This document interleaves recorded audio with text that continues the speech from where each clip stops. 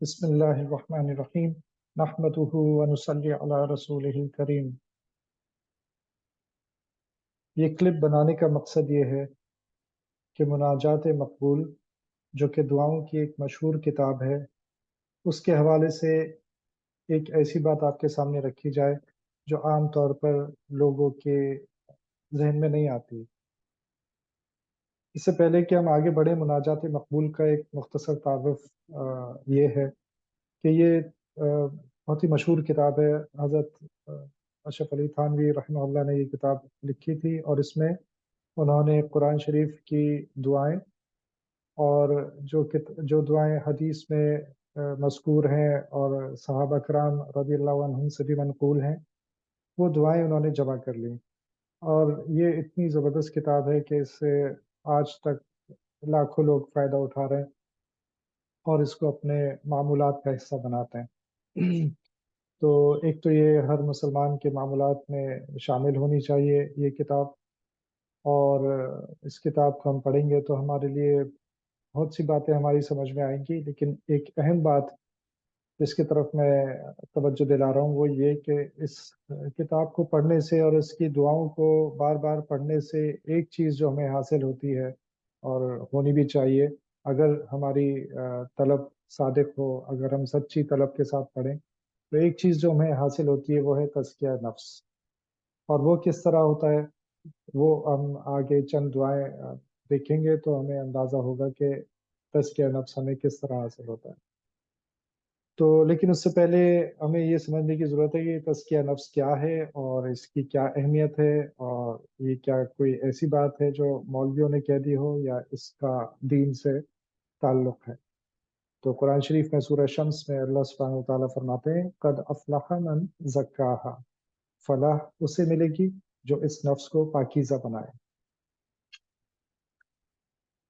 تو یہ اتنی اہم چیز ہے کہ اللہ سبحانہ و تعالیٰ نے قرآن شریف میں اس کا ذکر فرما دیا۔ یہ کوئی صوفی نہیں کہہ رہا، یہ کوئی مولوی نہیں کہہ رہا، یہ اللہ سبحانہ و تعالیٰ خود فرما رہے ہیں کہ کامیابی اسے ملے گی جو اپنے نفس کو پاکیزہ بنائے۔ اب یہ پاکیزہ بنانا کیا ہوتا ہے؟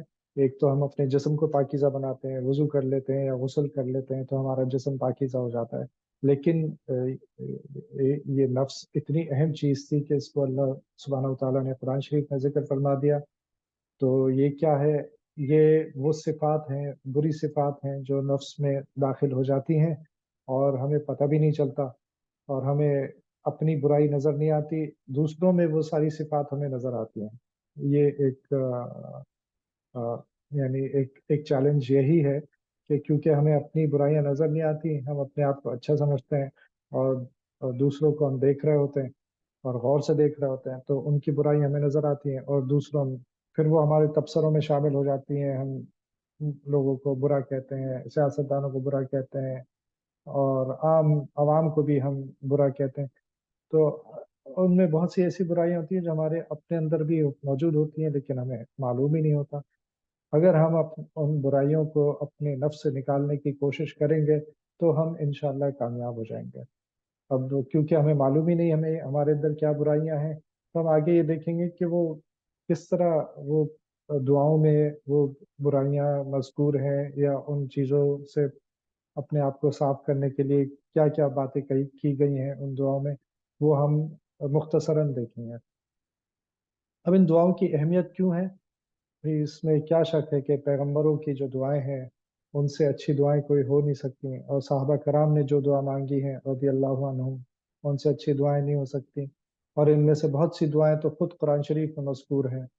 تو جو اللہ سبحانہ و تعالیٰ ہمیں جن دعاؤں کا بتا رہے ہیں، یا جو دعائیں نبی صلی اللہ علیہ وسلم اور ان کے صحابہ کرام رضی اللہ عنہم سے مذکور ہو گئیں یا ان سے منسوب ہو گئیں، تو پھر ان دعاؤں سے اچھی دعائیں کون سی ہو سکتی ہیں؟ ہم بھی بہت سی دعائیں مانگتے ہیں، ہم اپنی پریشانیاں جب ہم پریشان ہوتے ہیں تو ہم دعا مانگتے ہیں، بیماری میں دعا مانگتے ہیں، لیکن یہ کہ زیادہ تر ہماری دعاؤں میں دنیاوی چیزوں کا ذکر ہوتا ہے، اور ایسا نہیں ہے کہ وہ اللہ سے نہیں مانگنی چاہیے، ہر چیز اللہ سے مانگنی چاہیے، ہر جائز چیز، ہر اچھی چیز اللہ سبحانہ و تعالیٰ سے مانگنی چاہیے، لیکن جو دعائیں ہمیں پیغمبروں نے سکھا دی یا نبی کریم صلی اللہ علیہ وسلم نے سکھا دی، ان سے اچھی دعائیں ہماری نہیں ہو سکتی۔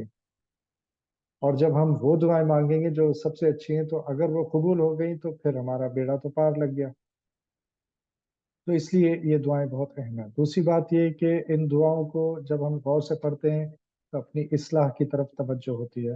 اس بات کا احساس ہوتا ہے کہ اگر نبی کریم صلی اللہ علیہ وسلم یہ دعا مانگ رہے تھے، اگر پیغمبران خدا یہ دعا مانگ رہے تھے، اگر صحابہ کرام یہ دعا مانگ رہے تھے، تو ہم کیا چیز ہیں؟ ہم کیوں نہیں مانگے یہ دعا اپنے لیے؟ ہم کیوں اللہ سے صبر کی دعا نہیں مانگے، شکر کی دعا نہیں مانگے، اور اسی طرح باقی چیزیں؟ تو اس طرح اپنی اصلاح کی طرف توجہ ہوتی ہے۔ تیسری چیز یہ کہ مانگنا جو ہے وہ انسان کے اندر عاجزی پیدا کرتا ہے، چاہے وہ مخلوق سے مانگے چاہے وہ خالق سے مانگے۔ لیکن مخلوق سے مانگنا بری بات ہے، اور نبی کریم صلی اللہ علیہ وسلم نے صحابہ کرام کی تربیت بھی اسی طرح کی، ہماری تربیت بھی اسی طرح کی ہے کہ ہم اللہ سبحانہ و تعالیٰ سے مانگیں، جو کچھ مانگنا ہے اللہ سے مانگیں۔ سب سے پہلی توجہ اللہ تعالیٰ کی طرف ہونی چاہیے۔ تو جو ہم یہ دعائیں پڑھتے جائیں گے تو ہمارے اندر عاجزی پیدا ہوتی جائے گی، کیونکہ ہمیں مانگنے کی عادت ہوتی جائے گی، اور مانگنے کی عادت پڑتی ہے تو انسان کے اندر عاجزی ہوتی ہے۔ پھر یہ کہ کس سے مانگ رہے ہیں؟ وہ ذات جس کی کبریائی کا ہم صرف سوچ ہی سکتے ہیں، سمجھ نہیں سکتے، لیکن یہ کہ جو ان دعاؤں کو پڑھتے جائیں گے تو کچھ کچھ اللہ تعالیٰ کی کبریائی کا احساس ہمارے اندر بڑھتا جائے گا، بڑھتا جائے گا۔ اللہ تعالیٰ کی عظمت ہمارے دل میں پیوست ہونی شروع ہو جائے گی۔ اور یہ بہت ضروری ہے کہ ہم اللہ تعالیٰ کو پہچانیں، ان کی کبریائی کو سمجھیں۔ جب ہم انہیں پہچانیں گے، جب ان کو سمجھیں گے، جس حد تک سمجھ سکتے ہیں ان کی صفات کو، تو پھر ہی ہم اللہ تعالیٰ کے حقیقی بندے، اور ہماری زندگی میں عبودیت آئے گی، اور ہم اللہ تعالیٰ کی صحیح معنوں میں عبادت کریں گے، اور ہمیں اپنی عبادتوں میں لطف آنا شروع ہو جائے گا۔ نمبر پانچویں چیز یہ ہے کہ ان دعاؤں کو پڑھنے سے ہمیں گناہوں سے نفرت ہونی شروع ہو جائے گی، تو بار بار ذکر آئے گا، بار بار اللہ تعالیٰ سے پناہ مانگیں گے، اور اسی طرح نیکیوں کی طرف رغبت ہونی شروع ہو جائے گی، کیونکہ ہم صالح اعمال کی طرف بار بار اللہ تعالیٰ سے مانگ رہے ہوں گے، تو ہمیں نیکیوں کی طرف رغبت ہونی شروع ہو جائے گی۔ اب یہ پہلی دعا جس کا میں یہاں پہ ذکر کر رہا ہوں وہ ہے اللہم آتی نفسی تقواہا وزکھا انت خیر من زکاہا انت ولیہا ومولاہا۔ اے اللہ، میرے نفس کو اس کی پرہیزگاری عطا کر اور اسے پاک کر دے، تو ہی اس کو سب سے بہتر پاک کرنے والا ہے، تو ہی اس کا مالک اور آقا ہے۔ اب سوچیں، جب نبی کریم صلی اللہ علیہ وسلم یہ دعا مانگ رہے ہیں تو ہم کیا چیز ہیں کہ ان سے پاک ہستی کون سی ہو سکتی ہے؟ ان سے زیادہ متقی پرہیزگار ہستی کون سی ہو سکتی ہے؟ لیکن وہ بھی اللہ سے مانگ رہے ہیں، تو ہم کیوں نہیں مانگے؟ کیا ہمارے لیے یہ چیزیں اہم نہیں ہیں؟ ہمارے لیے تو اور بھی زیادہ اہم ہے، کیونکہ ہمارے نفس تو ناپاک ہیں، اور ہم متقی تو کہلانے کے بالکل بھی لائق نہیں۔ تو اس لیے ہمیں سب سے پہلے تزکیہ نفس کے لیے اللہ تعالیٰ سے یہ دعائیں مانگنی چاہیے۔ پھر ایک دعا میں فرمایا اللہم قنی شر نفسی واعظم لی علی رشد امری۔ یا اللہ، مجھے میرے نفس کی برائی سے محفوظ رکھ اور مجھے میرے امور کی اصلاح کی ہمت دے۔ یہاں بھی نفس کی برائی کا ذکر ہے کہ انسان کے نفس میں برائی شامل ہے، اس کو اس کا احساس نہیں ہوتا، لیکن جب وہ اللہ تعالیٰ سے مانگتا رہے گا اور اپنے امور کی اصلاح کے لیے مانگتا رہے گا تو اللہ تعالیٰ اس کی مدد فرمائیں گے، اور ایسے حالات پیدا کر دیں گے کہ اس کے نفس کے اندر اچھائی پیدا ہونی شروع ہو جائے گی، اس کے امور خود بخود ٹھیک ہونے شروع ہو جائیں گے۔ اس کو احساس بھی نہیں ہوگا، یہ دعائیں وہ مانگتا رہے گا تو کچھ عرصے کے اندر وہ خود کہے گا اور اس کے آس پاس کے لوگ کہیں گے کہ آپ کے اندر اب پہلے سے بہتری محسوس ہو رہی ہے۔ اسی طرح ربی تقبل توبتی واغسل حوبتی واجب دعوتی وثبت حجتی وسدد لسانی واہد قلبی واسلل سخیمت صدری۔ اے میرے پروردگار، میری توبہ قبول کر اور میرے گناہ دھو دے، اور میری دعا قبول کر اور میری حجت قائم کر، اور میری زبان درست رکھ اور میرے دل کو ہدایت پر رکھ، اور میرے سینے کی کدورت کو نکال دے۔ اب یہاں زبان کا ذکر آ رہا ہے کہ میری زبان درست رکھ، تو اب ہم میں سے کس کو اس بات کا احساس ہوگا کہ ہماری زبان کس طرح چلتی ہے؟ अक्सरियत को इसका एहसास नहीं होता। ज़बान से झूठ भी बोला जा रहा है, वादा खिलाफी भी की जा रही है, गीबत भी की जा रही है, धोखा भी दिया जा रहा है। लेकिन ये कि दूसरे की ज़बान पे तो हम फौरन पकड़ करते हैं, लेकिन अपनी ज़बान को नहीं पकड़ते। तो यहाँ अपनी ज़बान दुरुस्त रखने की बात हो रही है, अपने दिल को हिदायत पर रखने की बात हो रही है, और अपने सीने की कदूरत को निकाल देने की बात हो रही है। ये सब चीज़ें जब हम गौर से देखेंगे तो फिर और सिद्क़ दिल से अल्लाह से मांगेंगे तो अल्लाह ताला हमारे हालात को दुरुस्त करना शुरू कर देंगे। अल्लाहुम्मा क़न्नि'नी बिमा रज़क़तनी व बारिक ली फ़ीह वख़्लुफ़ अलैया कुल्ल ग़ाइबतिन ली बिख़ैर। या अल्लाह मुझे कनात दे इसमें जो तूने दिया, और इसमें मेरे लिए बरकत दे, और हर गैब में मेरा निगरां रह खैरियत के साथ। यहाँ अल्लाह ताला से कनात मांगी जा रही है। आज के दौर में जो चीज़ बहुत ही शाज़ हो गई, बहुत ही नादिर हो गई, वो कनात है। हर कोई ज़्यादा से ज़्यादा हासिल करना चाहता है।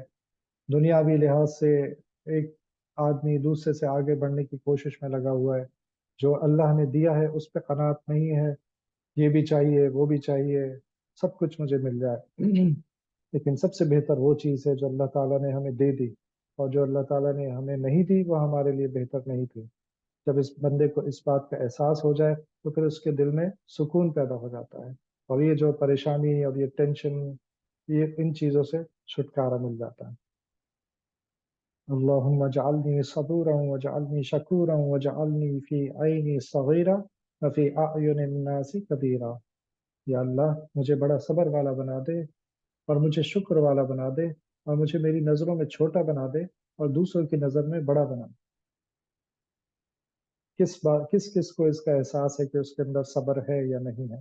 किसको इसका एहसास है कि वो शुक्रगुजार बंदा है या नहीं है? कौन अपने आप को छोटा समझता है अपनी नज़रों में? तो ये चीज़ें अगर हमारे अंदर नहीं है और हम अल्लाह से मांगेंगे तो हमें हासिल हो जाएंगे इंशाअल्लाह। सब्र सिर्फ ये नहीं है कि बस कोई मुसीबत आई तो आपने कहा कि मैंने सब्र कर लिया। सब्र ये है कि अल्लाह की रज़ा में राज़ी रहना। अब अल्लाह की रज़ा अगर इसमें है कि मैं बीमार हो गया हूँ तो आप उसमें राज़ी हों, लेकिन अल्लाह से बीमारी से शिफा भी मांगनी चाहिए। अगर अल्लाह ने आपको किसी मुश्किल में डाल दिया है, किसी मुसीबत में डाल दिया है, तो उस वक्त इस बात का एहसास होना कि अल्लाह की मर्ज़ी इसी में है, अल्लाह इसी में राज़ी है, तो मैं भी राज़ी हूँ। और सब्र सिर्फ यही नहीं है, बल्कि सब्र ये भी है कि अगर अल्लाह का की रज़ा इसमें है कि मैं सुबह बिस्तर छोड़ के, अपना नरम बिस्तर छोड़ के फजर की नमाज के लिए उठ जाऊं, ठंडा पानी है, वज़ू करना मुश्किल हो रहा है, लेकिन अल्लाह की रज़ा इसमें है कि मैं इसी पानी से वज़ू करूं, फिर जाके नमाज पढ़ूं, अपनी नींद को छोड़ दूं, तो ये भी सब्र कहलाएगा। और इसी तरह अगर कोई गुनाह है जिसमें मैं मुलव्वस हूँ, और वो गुनाह मेरे लिए छोड़ना मुश्किल है, लेकिन मैं सिर्फ अल्लाह की रज़ा की खातिर उस गुनाह को छोड़ता हूँ, छोड़ने की कोशिश करता हूँ, तो ये भी सब्र के ज़ुमरे में आएगा। इसी तरह शुक्र सिर्फ ज़बान से नहीं होता, बल्कि अपने आज़ा से भी शुक्र होता है। और आज़ा का शुक्र यह है कि इंसान अल्लाह ताला की मर्ज़ी के मुताबिक, उनके हुक्म के मुताबिक अपने आज़ा को कंट्रोल करे। जहाँ झूठ बोल के फ़ायदा हो सकता है, कोई दुनियावी फ़ायदा हो सकता है, वहाँ झूठ ना बोले, सच बोले। जहाँ गीबत करने में मज़ा आ सकता है, उस मजलिस को फ़ौरन छोड़ दे कि अल्लाह का हुक्म है कि गीबत अल्लाह ने हमारे लिए हराम की है। तो ये भी शुक्र के ज़ुमरे में आएगा। इसी तरह मुझे मेरी नज़रों में छोटा बना दे, यानी जब मैं आजिज़ होऊंगा, जब अपने आप को छोटा समझूंगा, तो अल्लाह ताला ऐसे बंदे को पसंद फरमाते हैं, और फिर वो बंदगी का हक अदा करने की कोशिश कर सकता है। वरना जो अपने आप को बड़ा समझेगा, तो शैतान ने भी अपने आप को बड़ा समझा था और रामदाई दरगाह हो गया। इसलिए अपने आप को हमेशा छोटा समझना चाहिए, आजिज़ समझना चाहिए। ये बातें सुन के हो सकता है कोई इरादा करे, अल्लाह करे सब इरादा करें कि आइंदा से मुनाजात मकबूल को अपने मामूलात का हिस्सा बनाएंगे। लेकिन होता यह है कि अ, या तो कोई दूसरी मसरूफियात आ जाती हैं, या निज़ामुल औक़ात नहीं होता, या शैतान कोई सरगोशियाँ करता है और इंसान को आगे बढ़ने से रोक देता है। इन चीज़ों से बचने के लिए, और मामूलात मुनाजात मकबूल को मामूलात का हिस्सा बनाने के लिए ज़रूरी है कि एक निज़ाम होना चाहिए, اور وہ نظام یہ ہوگا کہ آپ ایک وقت مقرر کریں کہ اس وقت میں مناجات مقبول پڑھوں گا یا پڑھوں گی۔ مناجات مقبول اس طرح ترتیب دی گئی ہے کہ یہ تمام دعائیں، بس کافی ساری دعائیں ہیں، 7 دنوں میں ڈسٹریبیوٹ کر دی گئی ہیں۔ اور جیسے پیر کی مخصوص دعائیں ہیں، منگل کی مخصوص دعائیں ہیں، اور اسی طرح۔ اور ایک دن کی دعا پڑھنے میں 8 سے 10 منٹ سے زیادہ نہیں لگتے۔ تو آپ کو کوئی وقت مقرر کریں، بہتر تو یہ ہے صبح ہی فجر کے بعد کا وقت مقرر کر لیں اور اس میں اپنی ترتیب بنا لیں۔